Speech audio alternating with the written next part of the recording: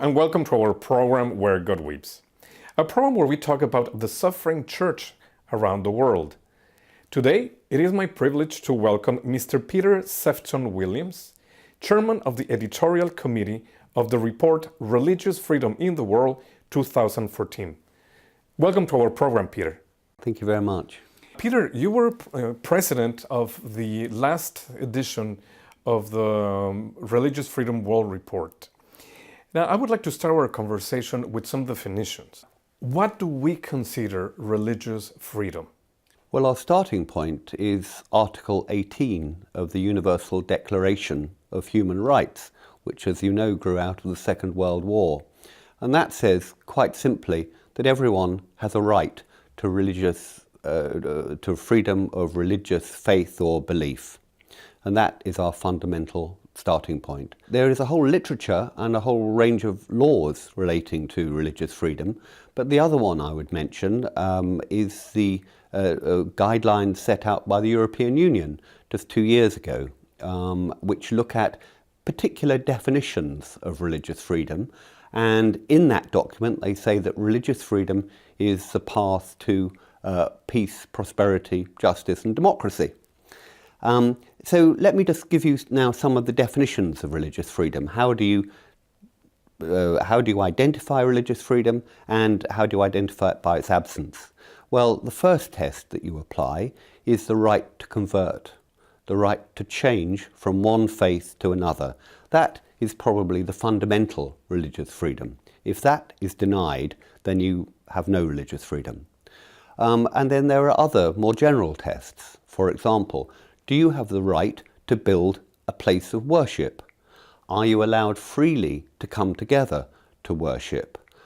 Are you allowed to teach your children the faith? That's to say, are you allowed to catechize? More generally, are you allowed to evangelize? Are you allowed to interest other people of other religions in your faith and to welcome them in? And then beyond that, there are more general things. If you are a believer, can you operate in civil society? Can you find employment in that society if you're from one particular faith group?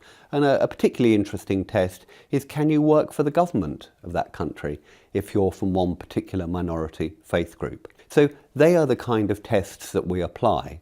And in the report which we're talking about, where we've looked at 196 countries in the world, the structure of the report is always the same. We start off by analysing what the constitution and the laws and the regulations of that country say about the position of minority religious groups.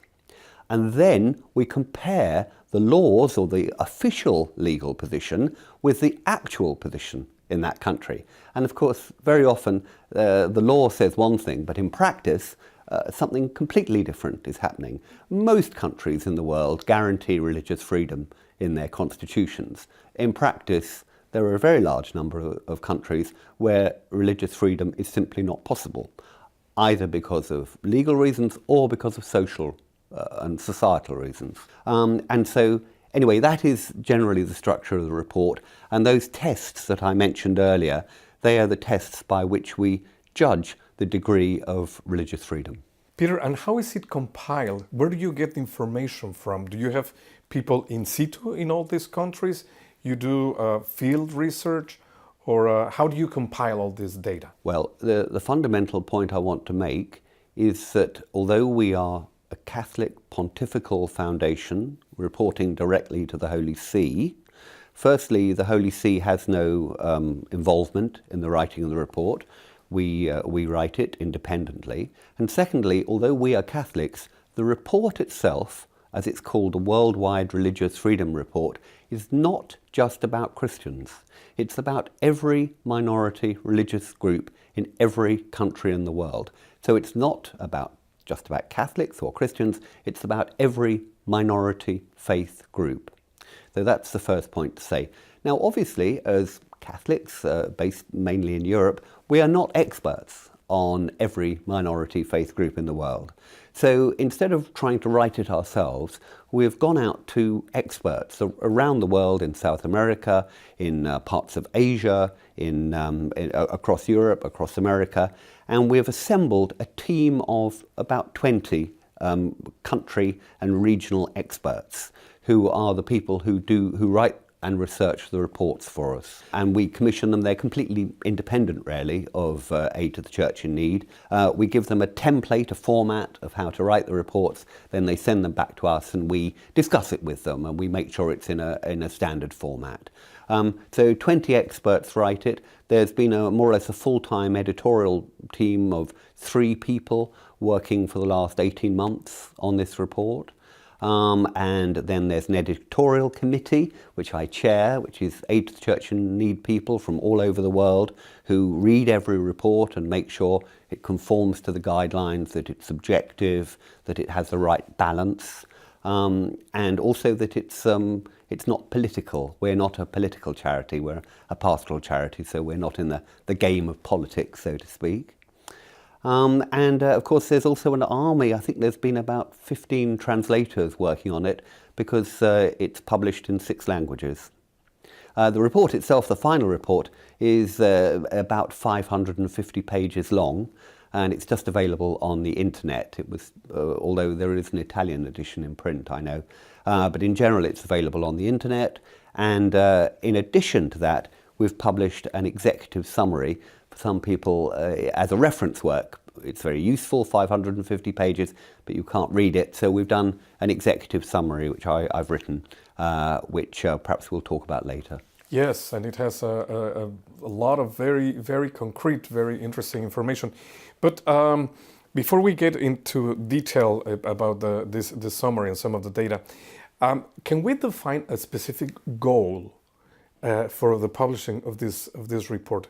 Is it just to share the information around the world, or is there a call for action, or are there any recommendations in how to improve the conditions in some of these countries? As we're a pastoral Catholic charity, obviously we have to stay out of the arena of politics. So we can't make political recommendations. The first and foremost, foremost reason we've produced this is to shine a light where, frankly, the international media has historically been very unwilling to go. For reasons I'm not entirely clear, they're very concerned, rightly so, about racial injustice, about the rights of other minorities, sexual minorities, political minorities. But the international media has to date been not so interested in the rights of religious minorities. I don't know the reason for that.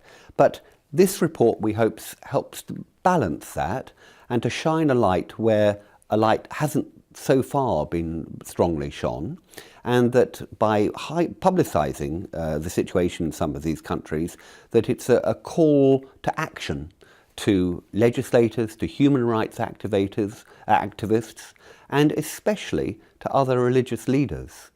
As a Catholic pastoral charity, we obviously can't be political in our recommendations, but there are some things that we can say. Firstly, there is a tendency for people to use religion as a cloak, as a cover, to commit acts of unspeakable cruelty. And it's time that religious leaders themselves, first and foremost religious leaders, said, not in our name. Where acts are committed against minority groups, religious minority groups, it must be first and foremost the responsibility of religious leaders, of all religious leaders, to denounce that and to speak with one voice against that. Secondly, and more generally, I'm hoping that as a result of this report, which very extensively documents the condition of marginalised religious communities around the world, that policymakers, politicians, human rights activists, and as I say, religious leaders can use this information in order for some kind of action. The more I've looked at this question, the idea that's occurred to me is that we're seeing individual activities taking place, such as murder, such as kidnapping, the beheadings that we've seen the mass migration of people, we've seen the ancient religious communities being expelled from their ancient homelands, we're seeing a rise in immigration in the rest, and people are looking at these as isolated events, when in fact they have a common theme, and the common theme is religious persecution. And politicians haven't, it seems to me, really looked closely at what is the common theme which binds all these changes, or some of these changes, which are taking place both in the developing world and in the Western world. And if we can start to see at a root cause of this is lack of religious freedom, and we start to address that, we might find some of these other problems start to go away. In 1st of January 2011, Pope Benedict, the then Pope, made a speech called Religious Freedom, Path to Peace.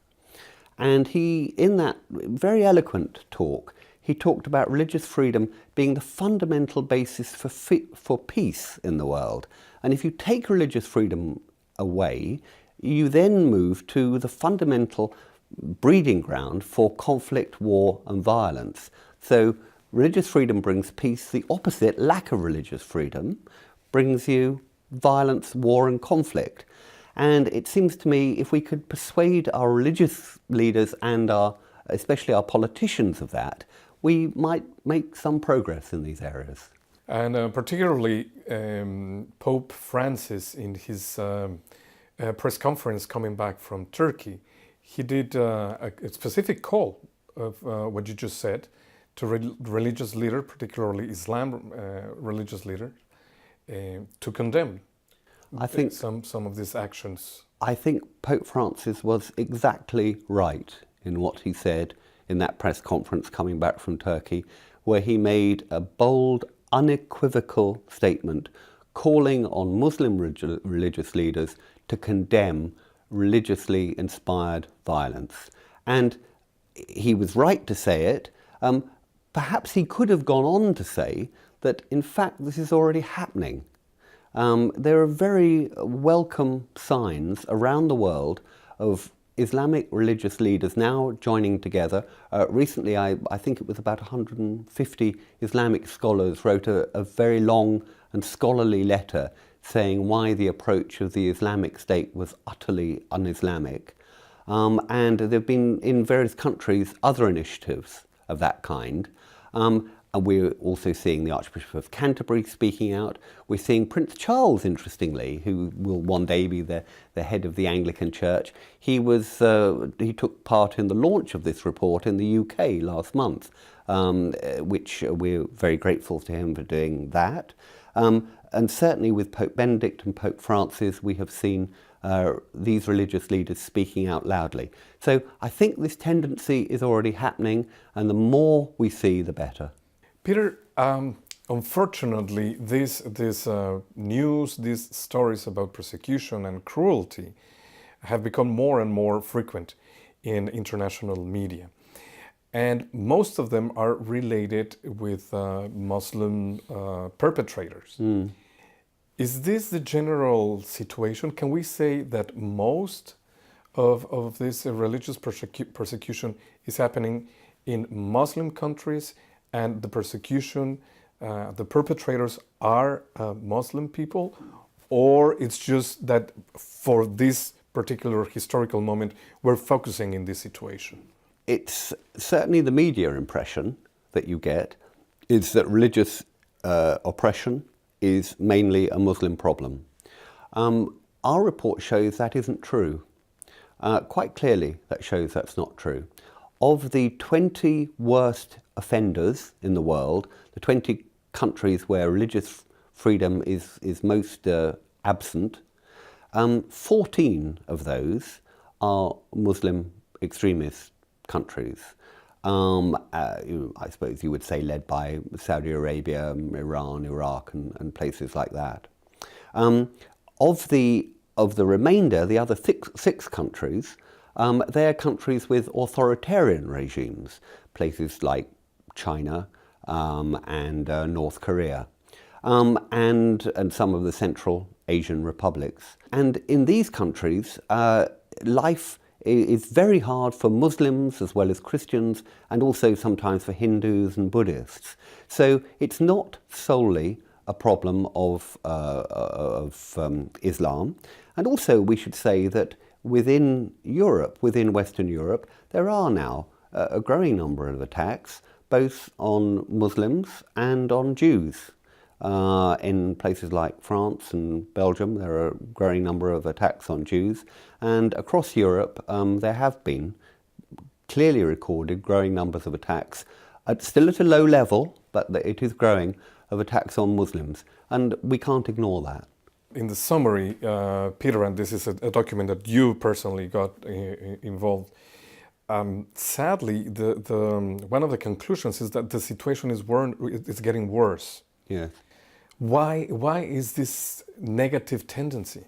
Well, you're absolutely right. The document is completely clear that in the period under review, which is essentially the last 2 years, we have seen an improvement in only 6 countries. In only 6 countries of 196 countries of the world.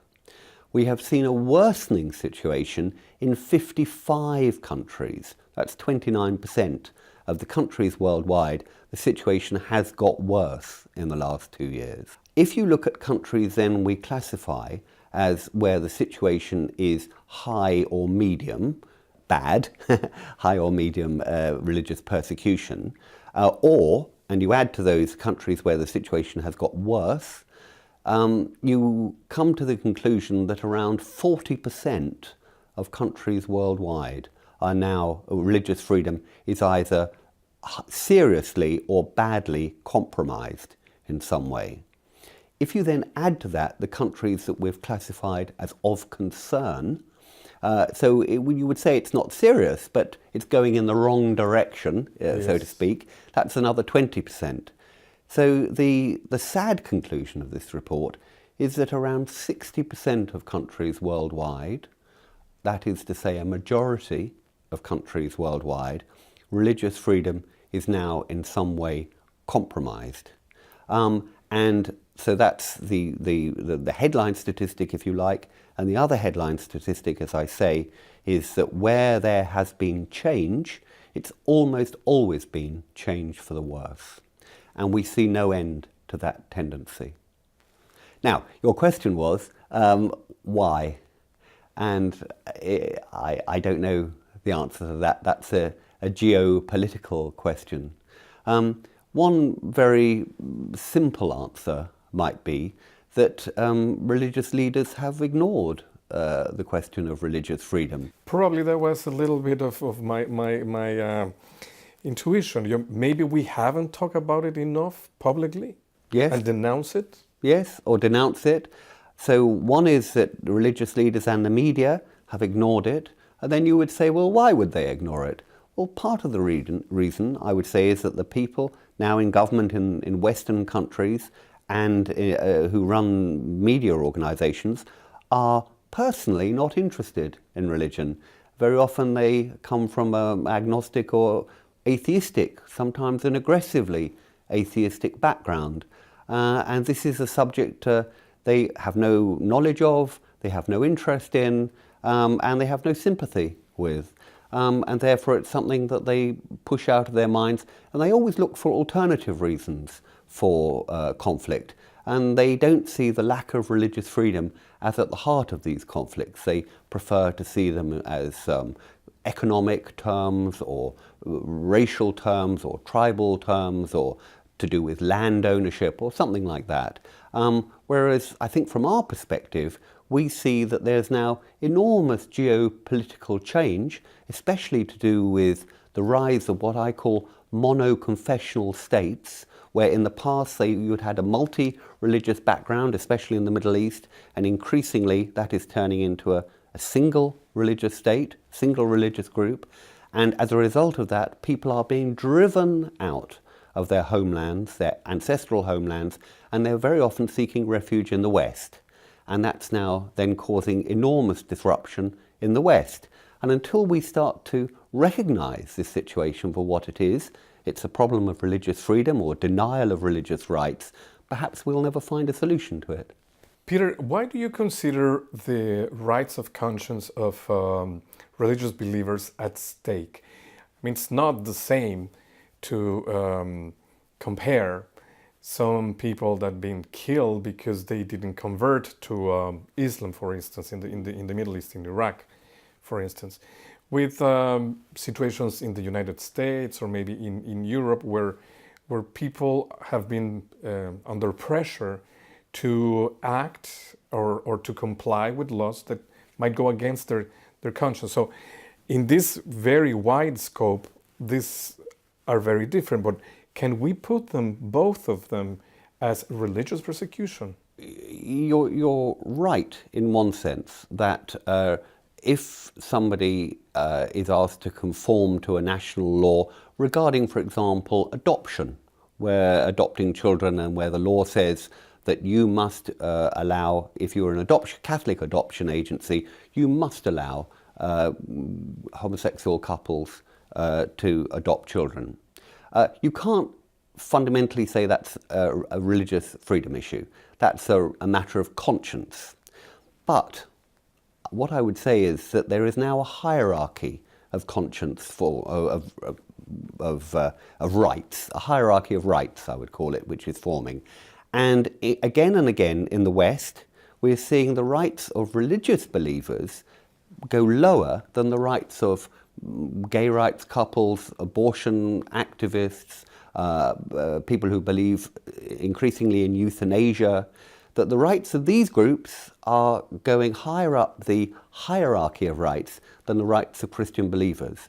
And so although there is a clear belief that religious believers should be allowed basically to meet together to pray, beyond that, what their rights in the public square, so to speak, are, what their rights of conscience in terms of employment or not to go along with particular legislation because of their religiously informed rights, increasingly that is vanishing, and that people are being told they have no rights in that area and that other people's rights are more important than theirs. So is it a matter of religious freedom or a matter of conscience? But at some point these two are coming together. Do you think that in general in media there is a tendency to put any religious initiative and any religious let's say initiative in the same basket with fundamentalism? I think that's a very good point. As I said earlier, I think amongst the political and media elite there is now no sympathy for religion, and even worse than that, no understanding of religion. We talk in the report about the religious illiteracy of policy formers. How do you define that? They know nothing about purely ignorant about religious matters. And therefore this can lead, as I think we've seen in the Middle East, to enormous policy errors because they've simply not understood the complexity of the religious situation of that country. And the West has gone in and sided with one side or the other without understanding the historical tensions and differences between their religious groups. But going back to the West and back to your question, yes, I think all religion is now seen as a problem, and that religious believers are not anything to be celebrated, to be cherished, to be nurtured. Religious belief is something essentially, in some policymakers' minds, to be marginalised, to be managed, to be dealt with, a problem to be somehow held at bay. And of course, as we see more conflicts based on religion, especially in areas Africa and the Middle East, as we see more jihadists coming from the West and then returning, I think increasingly this tendency to see religion, all religion, as the same and all religion as a problem is likely to grow. And I think that will probably make matters worse rather than better. And my final question, Peter, we think or according to the report, we see that Christians are the most persecuted religious group in the world. Why? Well, let me just say that this report, of course, is about all faiths and not just Christians. And Pope Benedict, in the talk that he gave on the 1st of January 2011 on religious freedom, path to peace, he talked there explicitly about Christians being the most persecuted group in the world. And there are two reasons for this. One is there are more Christians, of course, than any other faith group. And therefore, if there's persecution in the world, it's likely that they will be the most persecuted numerically. Secondly, Christians are also the most geographically spread around the world. In every part of the world you find Christians. So whenever there's conflict, Christians are likely to suffer. One problem we have with the statistic that Christians are the most persecuted group is that there has not been good research done on a good scientific research.